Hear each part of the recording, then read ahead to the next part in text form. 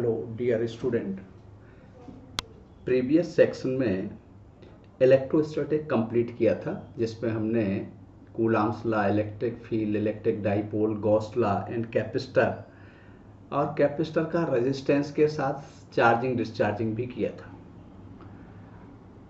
आज की क्लास इसके नेक्स्ट टॉपिक करंट इलेक्ट्रिसिटी पर मैंने लिखा है।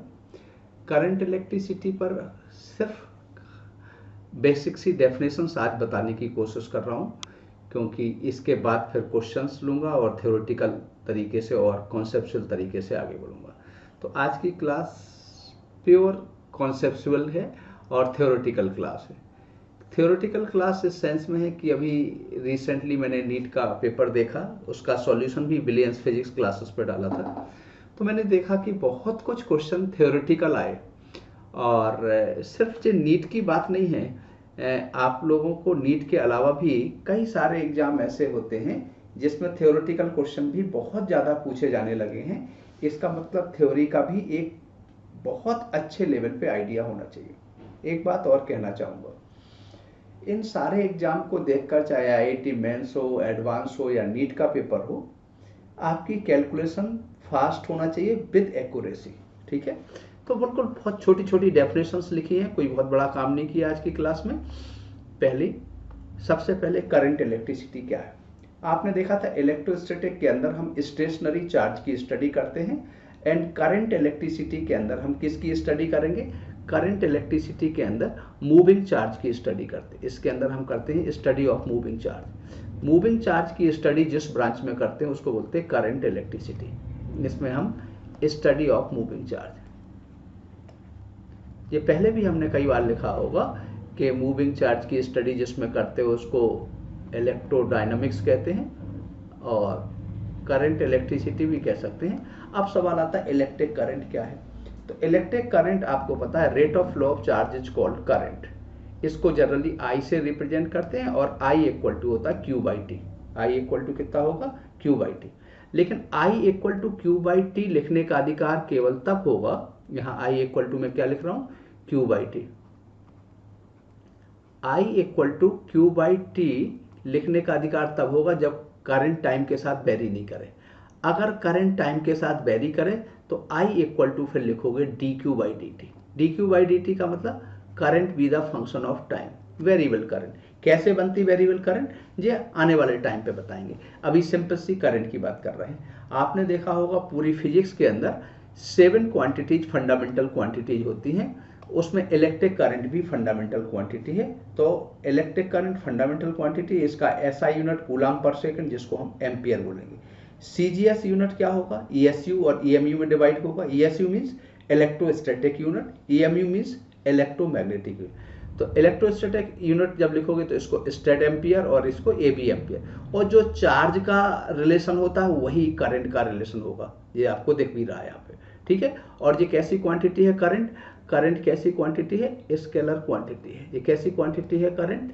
Scalar quantity. Scalar quantity means having only magnitude without any reference of direction. आपको दिख रहा होगा करंट के अंदर हम एरो का साइन बनाते हैं तो ये डायरेक्शन बताता है, पर ये वास्तव में डायरेक्शन नहीं है। वेक्टर क्वांटिटी का मतलब होता है कि जो वेक्टर लॉ ऑफ समेशन या वेक्टर लॉ, वेक्टर्स के लॉ को ओबे करे। करंट वेक्टर लॉ को ओबे नहीं करता है। करंट का हम अलजेब्रिक सम देखेंगे और वो किरचॉफ लॉ में देखेंगे, इसलिए करंट स्केलर क्वांटिटी है।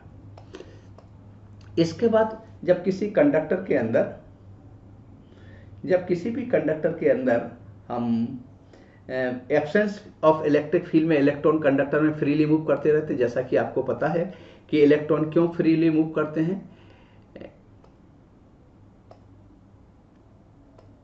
Electron absence of electric field, electron freely move करते रहते हैं क्योंकि इलेक्ट्रॉन कंडक्टर के द्वारा टाइटली बाउंड नहीं होते, फ्री होते हैं। तो इलेक्ट्रिक फील्ड के एब्सेंस में भी इलेक्ट्रॉन मूव करते रहते हैं। ऐसे वेलोसिटी को बोलते हैं रैंडम वेलोसिटी या थर्मल वेलोसिटी बोलते हैं। हम यहाँ पे वास्तव में क्या लिख रहे थे?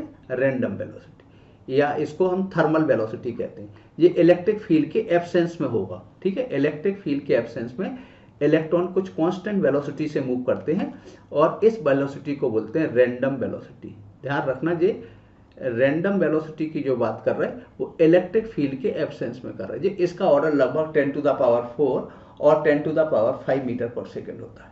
ठीक है, ये रैंडम वेलोसिटी हो गया।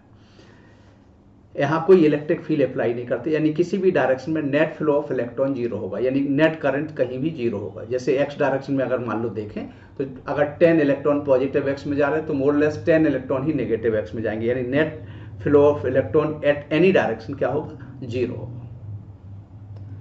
इसके बाद आएगा आपका ड्रिफ्ट वेलोसिटी। इलेक्ट्रिक फील्ड के प्रेजेंस में इलेक्ट्रॉन कुछ कांस्टेंट वेलोसिटी से मूव करते हैं और इस कांस्टेंट वेलोसिटी को बोलते हैं ड्रिफ्ट वेलोसिटी। ये इलेक्ट्रिक फील्ड के प्रेजेंस में इलेक्ट्रॉन कुछ कांस्टेंट वेलोसिटी से मूव करेंगे और जिस कांस्टेंट वेलोसिटी से मूव करते हैं उसको बोलते हैं ड्रिफ्ट वेलोसिटी। ये इलेक्ट्रिक फील्ड के प्रेजेंस में होगा, ये लगभग कांस्टेंट होगा ड्रिफ्ट वेलोसिटी। और इसको ड्रिफ्ट वेलोसिटी का ऑर्डर 10⁻³ और 10⁻⁴ मीटर पर सेकेंड होता है। एक वेलोसिटी और भी होती है जिसको हम फील्ड वेलोसिटी कहते हैं। इलेक्ट्रिक फील्ड अप्लाई करते हैं जैसे ही, तो इलेक्ट्रिक फील्ड को अप्लाई करने पर इलेक्ट्रॉन जिस कांस्टेंट वेलोसिटी से मूव करते हैं उसको बोलते हैं ड्रिफ्ट वेलोसिटी इलेक्ट्रिक फील्ड के प्रेजेंस में। तो ये आपका एक तो ड्रिफ्ट वेलोसिटी हो गया, इसको BD से रिप्रेजेंट करते हैं और BD से जब हम रिप्रेजेंट करेंगे तो BD से रिप्रेजेंट करते हैं, ये ड्रिफ्ट वेलोसिटी आ गया। एक वेलोसिटी और होता है जो मैंने नहीं लिखा है, इसको लिखे दे रहा हूं फील्ड वेलोसिटी। ये ड्रिफ्ट वेलोसिटी है। ड्रिफ्ट वेलोसिटी अगर मान लो हम यहाँ कई कंडक्टर बना दें, ये कंडक्टर चूंकि इस लाइन के बाहर चला गया तो ये दिखेगा नहीं, इसलिए इसे मिटाना पड़ेगा डायग्राम को थोड़ा सा। तो इलेक्ट्रिक फील्ड के प्रेजेंस में इलेक्ट्रॉन कुछ कांस्टेंट वेलोसिटी से मूव करेगा और जिस कांस्टेंट वेलोसिटी से इलेक्ट्रॉन मूव करेगा उसको बोलते हैं ड्रिफ्ट वेलोसिटी। और ड्रिफ्ट वेलोसिटी, ये मैंने यहाँ पे एक कंडक्टर है, 20 वोल्ट की बैटरी डाल दी, ये 20 वोल्ट की बैटरी डाल दी, यहाँ से करंट इंटर कर रही है और यहाँ से करंट बाहर निकल रही। तो ड्रिफ्ट वेलोसिटी होता है U + AT। ए का इलेक्ट्रिक फोर्स बाई मास कर दिया तो ये एक्सेलरेशन है, एक हो गया relaxation time.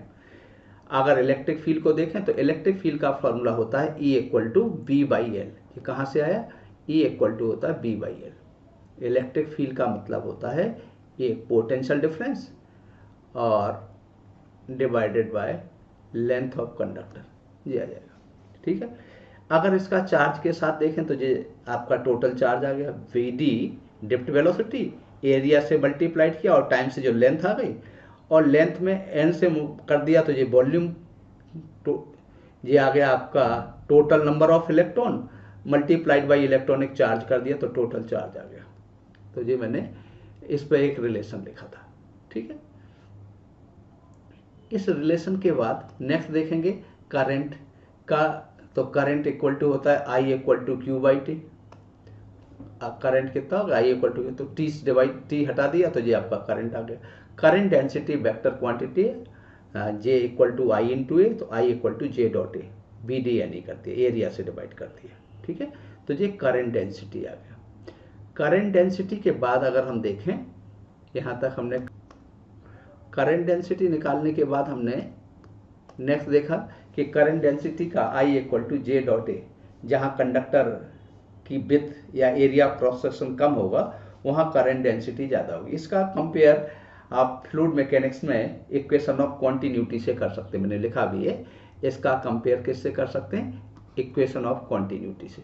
Equation of continuity में आपने देखा था कि rate of flow of fluid जो होता है Q = area × velocity, area of cross section × velocity. तो यहाँ एरिया से कंपेयर होगा और वेलोसिटी को करंट डेंसिटी से कंपेयर करेंगे। आपने देखा था जहाँ पे कैनाल वगैरह वाइड होती है वहाँ वेलोसिटी कम होती, जहाँ नैरो होती वहाँ वेलोसिटी ज़्यादा होती। यही काम यहाँ होगा, जहाँ कंडक्टर वाइड होगा, एरिया क्रॉस सेक्शन ज़्यादा होगा, वहाँ करंट डेंसिटी कम होगी। जहाँ पे थिन होगा कंडक्टर यानी उसका एरिया क्रॉस सेक्शन कम होगा, वहाँ करंट डेंसिटी ज़्यादा होगी। हालांकि मैंने इसको एक डायग्राम के द्वारा भी दिखाया आगे वाले पेज पे, ये दिखाया है यहाँ पे कि जहाँ यहाँ एरिया क्रॉस सेक्शन ज़्यादा है तो यहाँ करंट डेंसिटी कम होगी, यहाँ एरिया क्रॉस सेक्शन और ज़्यादा है तो करंट डेंसिटी और कम होगी, और सबसे ज़्यादा करंट डेंसिटी इस पॉइंट पे होगी। यहाँ पे करंट डेंसिटी सबसे ज़्यादा किस पॉइंट पे होगी, तो यहाँ पे जो मैंने करंट डेंसिटी का एक्सप्रेशन लिखा है ये गलत लिखा है, ठीक है, ये मुझे करंट डेंसिटी का एक्सप्रेशन गलत दिख रहा,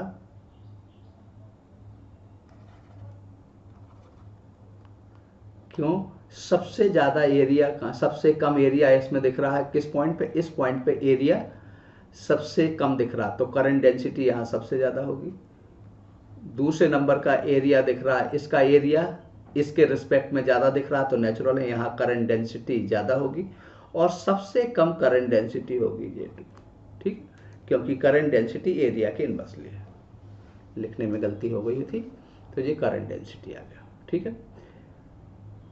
इसके बाद नेक्स्ट आपने देखा इलेक्ट्रिकल रेजिस्टेंस। इलेक्ट्रिक रेजिस्टेंस का मतलब क्या होता है, जब किसी कंडक्टर के अंदर हम कोई इलेक्ट्रिक फील्ड अप्लाई करते हैं, बैटरी जोड़ते हैं, तो इलेक्ट्रॉन फ्लो होते हैं, तो कंडक्टर इलेक्ट्रॉन के मूवमेंट का अपोज करता है, तो जब इलेक्ट्रॉन के मूवमेंट का कंडक्टर अपोज करता है उसी को बोलते हैं इलेक्ट्रिकल रेजिस्टेंस। यहाँ पर आपने देखा कि इलेक्ट्रॉन किसका अपोज कर रहा, इलेक्ट्रॉन के मूवमेंट का अपोज कर रहा कंडक्टर, तो जो कंडक्टर इलेक्ट्रॉन के मूवमेंट का अपोज करता है उसको बोलते हैं इलेक्ट्रिक रेजिस्टेंस या इलेक्ट्रिकल रेजिस्टेंस, इलेक्ट्रिक रेजिस्टेंस, ठीक है।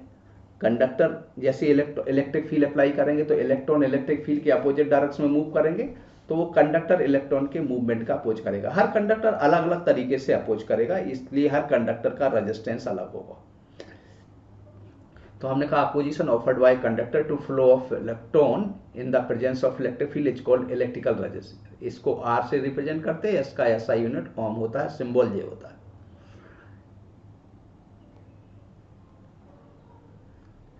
यहां तक कोई दिक्कत नहीं आना चाहिए, तो ये इलेक्ट्रिकल रेजिस्टेंस है।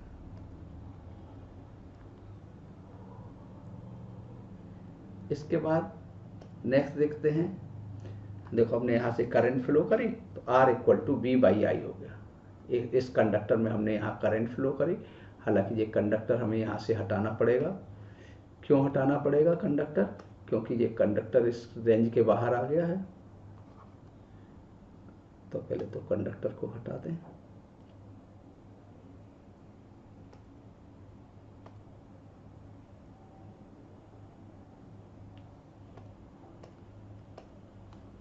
जी कंडक्टर यहाँ से रेंज के बाहर आ गया, तो इसको थोड़ा सा यहाँ से हटा देते, कंडक्टर फिर से बना लेते, ठीक है।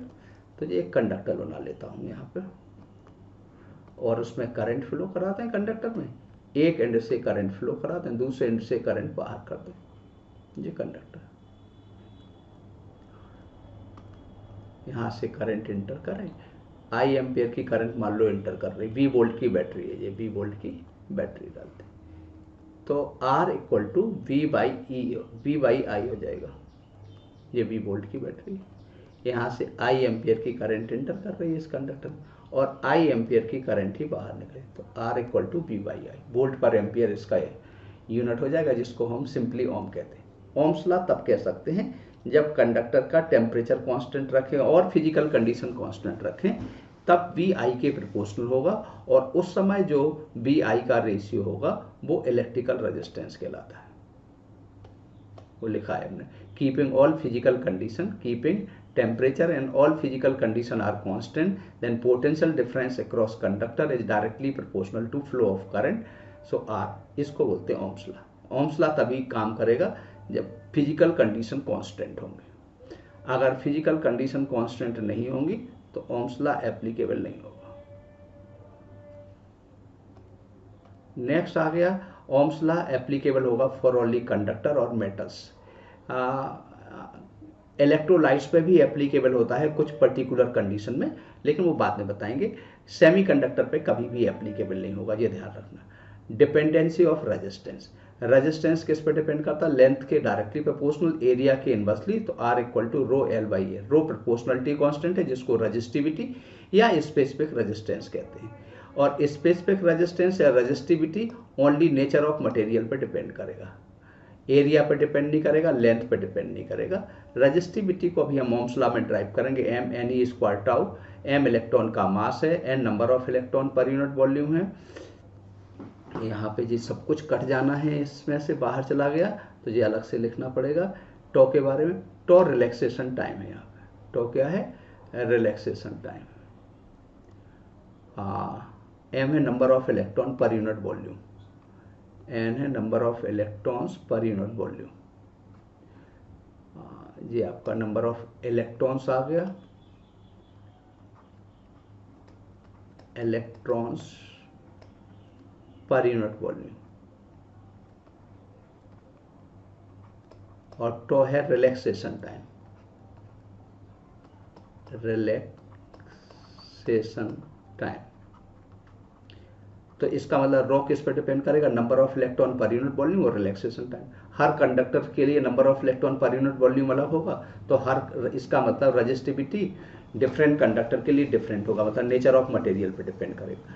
रिलैक्सेशन टाइम टेम्परेचर पे डिपेंड करता है, इसका मतलब है रो भी टेम्परेचर डिपेंडेंट है। मैंने आगे लिखा भी होगा कि रो टेम्परेचर डिपेंडेंट है। रो किस पे डिपेंड कर रहा? टेम्परेचर पे डिपेंड कर रहा है। मैंने लिखा है specific resistance depend only nature of material, माने number of electron per unit volume N जिसको लिखा था, and temperature, and independent of area and length of the conductor. इसका जो रेसिप्रोकल होता है, रजिस्टिविटी का रेसिप्रोकल, वो होता है electrical conductivity. Electrical conductivity is the reciprocal of, Ohm's law को वेक्टर फॉर्म में लिखेंगे तो J equal to sigma E. J क्या कहलाएगा आपका? Current density, sigma electrical conductivity, E electric field intensity आ जाएगा। तो ये करंट डेंसिटी और इलेक्ट्रिक फील्ड में रिलेशन आ जाएगा। इसके यहीं तक मैं आज 15-16 मिनट की ही क्लास ले रहा हूँ, ठीक है। और थोड़ा सा लिख देता हूँ यहाँ पे, J equal to sigma into E, ठीक है। सिग्मा इलेक्ट्रिकल कंडक्टिविटी है और ई इलेक्ट्रिक फील्ड इंटेंसिटी, ये वेक्टर के फॉर्म में ओम्स लॉ हो जाएगा। अब इस पर डिफरेंट टाइप के जो क्वेश्चंस आएंगे वो नेक्स्ट क्लास में डिस्कशन करेंगे। और आपको अगर ये सारी चीज़ें ठीक लगती हैं तो आप थोड़ा सा सब्सक्रिप्शन बढ़ाएं बेटा, और इस पे अपने कमेंट्स और लाइक दें। Thank you very much.